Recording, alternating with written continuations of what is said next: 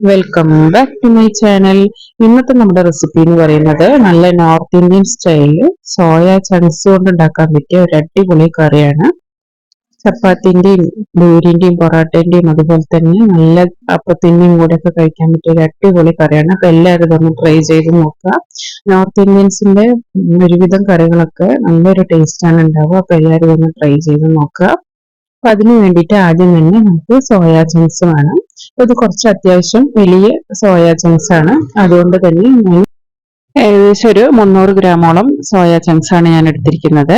ഇനി നമുക്കതൊന്ന് ബോയിൽ ചെയ്തെടുക്കണം. അപ്പൊ അതിന് വേണ്ടിയിട്ട് വെള്ളം വെച്ചിട്ടുണ്ട്. അതിലേക്ക് നമുക്ക് ഒരു 1/2 ടീസ്പൂൺ ഉപ്പും 1 ടീസ്പൂണ് എണ്ണയും കൂടി ഒഴിച്ചു കൊടുക്കാം. സൺഫ്ലവർ ഓയിലാണ് ഒഴിച്ചു കൊടുക്കുന്നത്. ഈ വെള്ളം ഒന്ന് ചൂടായി വരുമ്പോൾ നമുക്ക് സോയാ ചങ്ക്സ് ഇതിലേക്ക് ഇട്ട് കൊടുത്തിട്ട് ഒരു 5 മിനിറ്റ് നമുക്കിതൊന്ന് തിളപ്പിച്ചെടുക്കണം. ഒന്ന് സോഫ്റ്റ് ആവാൻ വേണ്ടിയിട്ടാണ് ഇങ്ങനെ ചെയ്യുന്നത്. അതാ നമ്മളൊരു 5 മിനിറ്റ് ഇതൊന്ന് തിളപ്പിച്ചെടുക്കാൻ പോവാണ്. അപ്പൊ അതിന്റെ കളറൊക്കെ ഒന്ന് മാറി ഒന്ന് ഡബിൾ ആയിട്ട് വരും. അപ്പോൾ നിങ്ങൾ ചാനൽ ആദ്യമായിട്ടാണ് കാണുന്നുണ്ടെങ്കിൽ സബ്സ്ക്രൈബ് ചെയ്യാനും അതുപോലെ വീഡിയോസ് ഇഷ്ടമാണെങ്കിൽ ലൈക്ക് ചെയ്യാനൊന്നും മറക്കരുത്. സബ്സ്ക്രൈബ് ചെയ്യുമ്പോൾ അതിന്റെ തൊട്ടടുത്തിരിക്കുന്ന ആ ബെൽ ബട്ടണും കൂടി ഒന്ന് പ്രസ് ചെയ്യുമ്പോൾ അതിലെ നോട്ടിഫിക്കേഷനിൽ ഓൾ ഒന്ന് എനേബിൾ ചെയ്ത് വെച്ചാൽ ഞാൻ ഇടുന്ന വീഡിയോസ് ഒക്കെ നിങ്ങൾക്ക് കറക്റ്റ് നോട്ടിഫിക്കേഷൻ ആയിട്ട് വരും. അപ്പൊ അതാ നമ്മുടെ സോയ ചങ്ക്സ് കണ്ടില്ലേ, കളറൊക്കെ ഒന്ന് മാറി ആ സൈസ് ഒക്കെ ഒന്ന് ഡബിളായി ഒന്ന് സോഫ്റ്റ് ആയി വന്നിട്ടുണ്ട്. ഇനി നമുക്കിതൊന്ന് വെള്ളത്തിൽ നിന്നൊന്ന് മാറ്റി ഒന്ന് അരിച്ചെടുക്കാം. ഏകദേശം ഒരു 5 മിനിറ്റ് ഒന്ന് നമുക്കിതൊന്ന് തിളപ്പിച്ചെടുത്താൽ മതി. നല്ല സോഫ്റ്റ് ആയിട്ട് തന്നെ നമുക്കിതൊന്ന് വെന്ത് വന്നിട്ടുണ്ട്, കണ്ടില്ലേ. ഇനി നമുക്കിതൊന്ന് അരിച്ചെടുക്കാം.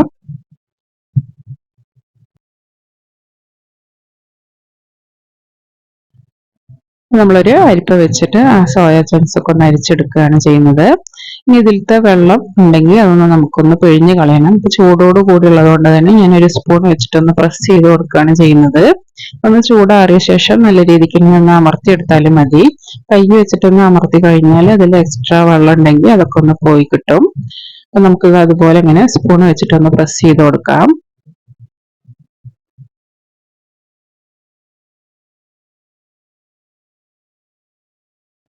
നമ്മുടെ ആ ഒരു എക്സ്ട്രാ ഉള്ള ആ വെള്ളമൊക്കെ ഒന്ന് മാറിയിട്ട് നമുക്കൊന്ന് ഫ്രൈ ആക്കി എടുക്കാൻ വേണ്ടിയിട്ടാണ് ഇങ്ങനെ ചെയ്യുന്നത്. അതാ സ്പൂണൊക്കെ വെച്ചിട്ട് നല്ല രീതിക്ക് ആ വെള്ളമൊക്കെ ഒന്ന് പിഴിഞ്ഞ് കളഞ്ഞിട്ടുണ്ട്.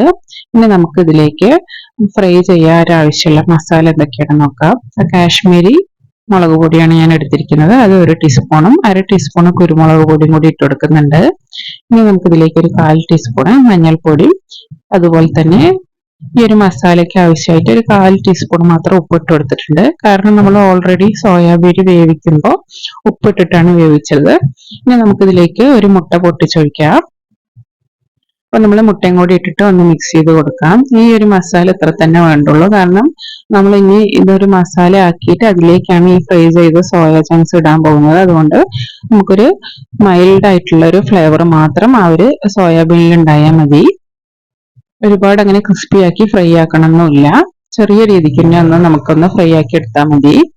അപ്പൊ നമ്മൾ മിക്സ് ചെയ്ത് കൊടുത്ത ഈ ഒരു ബാറ്ററിലേക്ക് നമ്മുടെ ആ ഒരു സോയ ചങ്ക്സ് ഇട്ട് കൊടുത്തിട്ട് ഒരു 1/2 മണിക്കൂർ നമ്മൾ ഇതൊന്ന് റെസ്റ്റിൽ വെക്കണം. നമ്മൾ ആ മുട്ടയൊക്കെ ഒഴിച്ചു കൊടുക്കുന്നത് ഈ ഒരു സോയ ചങ്ക്സിലേക്ക് ഈ ഒരു മസാലയൊക്കെ പിടിച്ച് നല്ലൊരു സോഫ്റ്റ് ആയി കിട്ടാൻ വേണ്ടിയിട്ടാണ്. അപ്പൊ ഒരു 1/2 മണിക്കൂറെങ്കിലും നമ്മൾ ഇതൊന്ന് റെസ്റ്റിൽ വെക്കണം.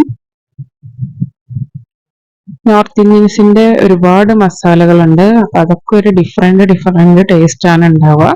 അത് അവർ ഉപയോഗിക്കുന്ന ഓരോ മസാലകളാണെങ്കിലും അത് ഒരു വ്യത്യസ്ത തരമായിരിക്കും. അപ്പൊ നിങ്ങൾ ഇതൊന്ന് ട്രൈ ചെയ്ത് നോക്കിയിട്ടില്ല എന്നുണ്ടെങ്കിൽ എന്തായാലും ഈ ഒരു റെസിപ്പി ട്രൈ ചെയ്ത് നോക്കുക. പിന്നെ അവരധികം മുളക് പൊടി ഉപയോഗിക്കാറില്ല. അതിന് പകരം കാശ്മീരി മുളക് പൊടിയാണ് ഉപയോഗിക്കാറുള്ളത്. അതുകൊണ്ടാണ് അവരുടെ ആ ഒരു കറിക്കൊക്കെ ഒരു നല്ല റെഡ് കളർ കിട്ടാറുള്ളത്. അതുപോലെ തന്നെ കുറച്ച് സ്പൈസിനെസ്സും കുറവായിരിക്കും. അതുകൊണ്ട് തന്നെ നമുക്ക് കുട്ടികൾക്കൊക്കെ കൊടുക്കാനും നല്ലതായിരിക്കും. കാരണം എരിവ് കുറവുള്ളത് കൊണ്ട്. കാശ്മീരി മുളക് പൊടി ആകുമ്പോൾ അധികം നമ്മൾ എക്സ്ട്രാ കളർ ഒന്നും ആഡ് ചെയ്യേണ്ട കാര്യമില്ല. ഇനി നമുക്കൊരു പാൻ ഒന്ന് വെച്ചിട്ട് അതിലേക്ക് എണ്ണ ചൂടാക്കിയിട്ട് സൺഫ്ലവർ ഓയിൽ തന്നെയാണ് ഒഴിച്ചു കൊടുക്കുന്നത്. അപ്പോൾ ഞാനൊരു ഷാലോ ഫ്രൈ ആണ് ചെയ്തെടുക്കുന്നത്, ഡീപ് ഫ്രൈ അല്ല. അതുകൊണ്ട് തന്നെ കുറച്ച് മാത്രം ഓയിൽ ഒഴിച്ചിട്ടാണ് ഞാൻ ഇതൊന്ന് ഫ്രൈ ചെയ്തെടുക്കുന്നത്. അപ്പൊ നമ്മുടെ സോയ ചങ്ക്സ് ഒരു നല്ല അങ്ങോട്ട് ക്രിസ്പി ആയിട്ട് ഫ്രൈ ആയത് ഈ ഒരു രീതിക്ക് ഫ്രൈ ആക്കി എടുക്കണം. നമുക്കിതൊന്ന് എണ്ണയിൽ നിന്നൊന്ന് മാറ്റി വെക്കാം. ഒരു 3-4 മിനിറ്റ് ഇതൊന്ന് എണ്ണയിലൊന്ന് ഫ്രൈ ആക്കി എടുത്താൽ മതി. അതേപോലെ തന്നെ നമ്മൾ ബാക്കിയുള്ള സോയ ചങ്ക്സും കൂടി ഇട്ടിട്ടൊന്ന് ഫ്രൈ ആക്കി എടുക്കണം. അപ്പൊ ആദ്യത്തെ ഒരു സെക്ഷൻ കഴിഞ്ഞ് ഇനി അടുത്തതും കൂടി നമുക്ക് ഇട്ടിട്ട് ഒന്ന് ഫ്രൈ ആക്കി എടുക്കണം.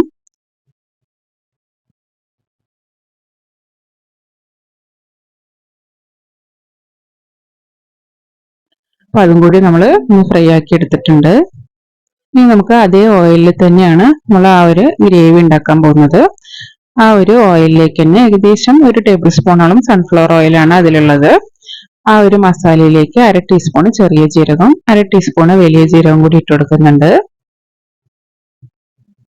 ഇനി ഇതിലേക്ക് നമുക്കൊരു 2-3 കഷ്ണം ചെറിയ പീസ് പട്ടയാണ്, അതും കൂടി ഇട്ട് കൊടുക്കാം. അതിന്റെ കൂടെ തന്നെ നമുക്ക് 2 ഏലക്കയും കൂടി ഇട്ട് കൊടുക്കുന്നുണ്ട്.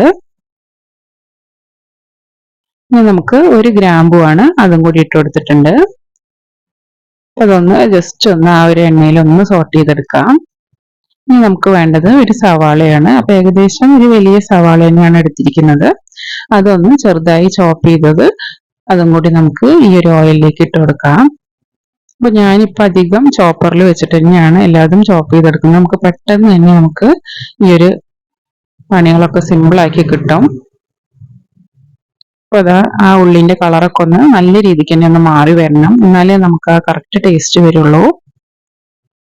ഉള്ളിയൊക്കെ അതാ നല്ല കളറൊക്കെ മാറി നല്ല രീതിക്ക് തന്നെ ഒന്ന് വഴണ്ടി വന്നിട്ടുണ്ട്. ഇനി നമുക്ക് ഇതിലേക്ക് വേണ്ടത് 2 ടീസ്പൂൺ കടലമാവാണ്. ഈ കടലമാവ് ഇടുമ്പോഴാണ് ആ ഒരു നോർത്ത് ഇന്ത്യൻ ടച്ച് വരുന്നത്. കടലമാവ് ഇടുമ്പോൾ നമ്മുടെ ആ ഒരു ഗ്രേവിക്കൊക്കെ ഒരു കൊഴുപ്പ് കിട്ടും. അപ്പൊ അതിനും കൂടി വേണ്ടിയിട്ടാണ് നമ്മൾ ഈ ഒരു കടലമാവ് ചേർത്ത് കൊടുക്കുന്നത്. 2 ടീസ്പൂണ് കടലമാവ് ഇട്ടിട്ട് സ്ലോ ഫ്ലെയിമിൽ ഇട്ടിട്ട് 2-3 മിനിറ്റ് ഒന്ന് സോട്ട് ചെയ്ത് കൊടുക്കുക.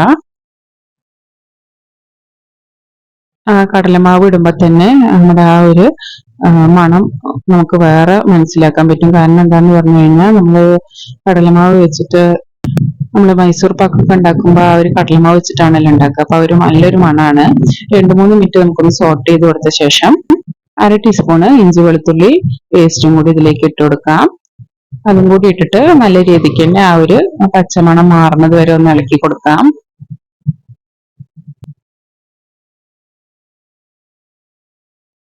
കടലമാവും ഇഞ്ചി വെളുത്തുള്ളിന്റെ പേസ്റ്റിന്റെ ആ ഒരു മണം ഒക്കെ ഒന്ന് മാറി വന്നിട്ടുണ്ട്.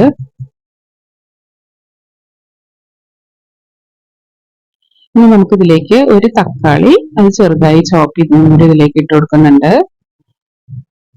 അപ്പോൾ ഏകദേശം ഒരു വലിയ തക്കാളി തന്നെ എടുക്കുക. ഒരു വലിയ സവാളയും ഒരു വലിയ തക്കാളിയാണ് നമുക്ക് ഈ ഒരു മസാലയിലേക്ക് വേണ്ടത്.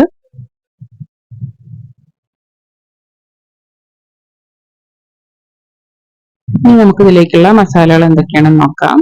നമുക്ക് ഈ ഒരു മസാലയിലേക്ക് ആവശ്യമായിട്ടുള്ള കാശ്മീരി മുളക് പൊടി 1 ടീസ്പൂൺ ഇട്ട് കൊടുത്തിട്ടുണ്ട്. അതിന്റെ കൂടെ തന്നെ 1 ടീസ്പൂൺ മല്ലിപ്പൊടിയും 1/2 ടീസ്പൂൺ ഗരം മസാലപ്പൊടിയും കൂടി ഇട്ട് കൊടുക്കാം.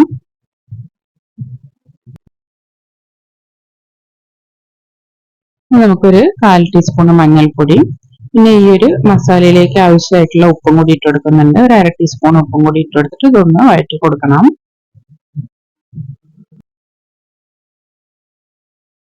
നമ്മൾ ആ ഉള്ളി ഒന്ന് വഴണ്ട ശേഷം ഫ്ലെയിം ഒന്ന് നല്ല രീതിക്ക് താഴ്ത്തിയിട്ട് തന്നെയാണ് ഇതൊക്കെ ചെയ്യേണ്ടത്. മസാലകൾ ഇടുമ്പോഴും നമ്മുടെ ആ ഒരു ഫ്ലെയിം ഹൈയിൽ വെക്കാണ്ടിരിക്കുക. അപ്പൊ നമ്മുടെ ആ ഉള്ളിയും അതുപോലെ തന്നെ ആ ഒരു മസാലകളൊക്കെ കണ്ടില്ലേ, നല്ല ചേർന്നിട്ടൊരു പേസ്റ്റ് രൂപത്തിലായിട്ടുണ്ട്.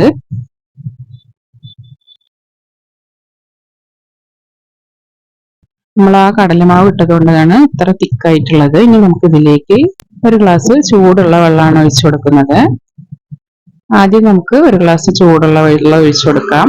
കടലമാവ് ഇട്ടത് കൊണ്ട് തന്നെ നമ്മുടെ ഈ ഒരു മസാല തിക്കായിട്ട് വന്നിട്ടേയിരിക്കും. അതുകൊണ്ട് ആദ്യം 1 ഗ്ലാസ് ഒഴിച്ചെടുത്തിട്ട് പിന്നെ നമ്മുടെ ഈ ഒരു ഗ്രേവിക്ക് ആവശ്യമായിട്ടുള്ള വെള്ളം ഒഴിച്ചു കൊടുക്കാം. ആദ്യം ഒന്ന് നമുക്ക് ഈ ഒരു പേസ്റ്റ് രൂപത്തിലാക്കി എടുക്കാൻ വേണ്ടിയിട്ടാണ് 1 ഗ്ലാസ് വെള്ളം ഒഴിച്ചത്. കണ്ടില്ല, ആ വെള്ളമൊക്കെ ഒന്ന് പെട്ടെന്ന് തന്നെ ഡ്രൈ ആയിട്ട് വന്നിട്ടുണ്ട്. ഇനി ഞാൻ ഇതിലേക്ക് ഏകദേശം 2 ഗ്ലാസോളം വെള്ളം ഒഴിച്ചു കൊടുക്കുന്നുണ്ട്. ചൂടുള്ള വെള്ളം തന്നെ ഒഴിച്ചു കൊടുക്കാൻ നോക്കുക. എന്നിട്ട് നമുക്ക് ഈ ഒരു മസാല നല്ല രീതിക്ക് തന്നെ ഒന്ന് മിക്സ് ചെയ്ത് കൊടുക്കണം. ആ ഒരു ഗ്രേവിയൊക്കെ ഒന്ന് കുറുകി ആ ഒരു മസാലേന്റെ ആ ഒരു പച്ചമണമൊക്കെ ഒന്ന് മാറി എന്നിട്ട് വേണം നമുക്ക് സോയാ ചങ്ക്സ് ഇട്ട് കൊടുക്കാൻ വേണ്ടിയിട്ട്. ഇനി നമുക്ക് ആവശ്യമായിട്ടുള്ള ഗ്രേവി എത്രയാണോ വേണ്ടത് അതിനനുസരിച്ചിട്ട് നമുക്ക് വെള്ളം ഒഴിച്ചു കൊടുക്കാം. കാരണം ഒരുപാട് തിക്കായിട്ടുണ്ടെങ്കിൽ നമ്മൾ ഈ മസാല ഉണ്ടാക്കി വെച്ച് കഴിഞ്ഞാൽ പിന്നെയും അത് തിക്കായി വരും. അതുകൊണ്ട് കുറച്ചൊന്ന് ലൂസാക്കിയിട്ട് വേണം നമുക്ക് ഈ ഗ്രേവി ഉണ്ടാക്കിയെടുക്കാൻ വേണ്ടിയിട്ട്. അപ്പൊ അതാ നമ്മുടെ ആ ഒരു മസാല ഒന്ന് കുറുകി വരുന്നുണ്ട്. ഇനി നമുക്ക് ഇതിലേക്ക് 2 ടീസ്പൂണ് തൈരാണ് ഒഴിച്ചു കൊടുക്കുന്നത്. ഒരുപാട് പുളിയുള്ള തൈരൊന്നും വേണ്ട, കുറച്ച് പുളിയുള്ളത് മാത്രം നമുക്ക് ഉപയോഗിച്ചാൽ മതി. കാരണം ഒരുപാട് പുളിയാവുമ്പോൾ നമുക്ക് ആ ഒരു ടേസ്റ്റ് കിട്ടില്ല. 2 ടീസ്പൂണാണ് ഞാൻ തൈര് ഒഴിച്ചു കൊടുത്തത്. അപ്പൊ കണ്ടില്ലേ, നമ്മുടെ ആ ഒരു ഗ്രേവിക്ക് ഇപ്പോഴും ആ ഒരു തിക്നെസ് ഉണ്ട്. അപ്പൊ നമ്മൾ ഈ മസാലയും അതുപോലെ തന്നെ ആ ഒരു സോയാ ചങ്ക്സ് ഒക്കെ ഇട്ട് കഴിഞ്ഞ് ഇതൊന്നും കൂടി ഒന്ന് കുറുകി വരും.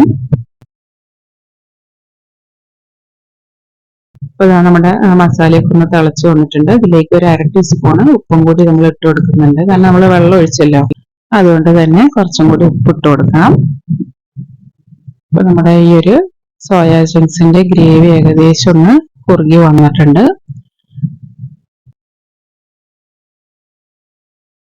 ഇനി നമുക്ക് ഉപ്പ് ആവശ്യമാണെങ്കിൽ ഉപ്പിട്ട് കൊടുക്കാം.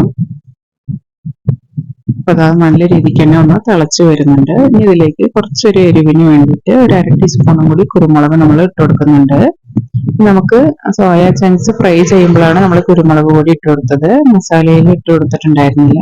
അപ്പൊ നമുക്ക് മസാലയിലേക്ക് ആവശ്യമായിട്ടുള്ള കുരുമുളക് പൊടിയും കൂടി ഇട്ട് കൊടുക്കാം.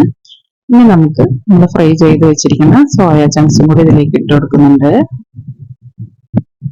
എന്നിട്ട് ഈ മസാലയും സോയാബീനും ഒക്കെ ഒന്ന് നല്ല രീതിക്ക് ഒന്ന് പിടിച്ചു വരാൻ വേണ്ടിയിട്ട് ഒരു 5 മിനിറ്റ് മീഡിയം ടു ലോ ഫ്ലെയിമിൽ വെച്ചിട്ട് ഒന്ന് കുക്ക് ചെയ്തെടുക്കാം.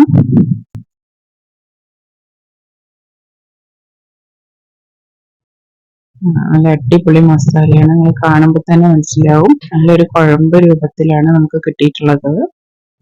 നല്ല അടിപൊളി ടേസ്റ്റുമാണ് ഈ ഒരു മസാലയ്ക്ക്. അപ്പൊ എല്ലാവരും ഇതൊന്ന് ട്രൈ ചെയ്ത് നോക്കണം. ഇനി നമുക്ക് ഇതിലേക്ക് വേണ്ടത് 1 ടീസ്പൂണ് പഞ്ചസാരയാണ്. ഈ ഒരു പഞ്ചസാരയും കൂടി ഇട്ട് കൊടുക്കുമ്പോഴാണ് നമ്മുടെ ആ ഒരു എരിവും പുളിയും ഒക്കെ ഒന്ന് ബാലൻസ് ചെയ്ത് വരിക. അതേപോലെ നോർത്ത് ഇന്ത്യൻസ് എല്ലാത്തിലും കുറച്ചൊന്ന് ഷുഗർ ആഡ് ചെയ്യും. അപ്പോഴാണ് അവർക്കൊരു ആ ഒരു സ്വീറ്റ് ടേസ്റ്റ് ഉണ്ടാവുക, നല്ല ഒരു ഫ്ലേവറും കിട്ടുക. അതുകൊണ്ട് തന്നെ ഞാൻ ഒരു ടീസ്പൂണ് പഞ്ചസാര ആഡ് ചെയ്ത് കൊടുത്തിട്ടുണ്ട്.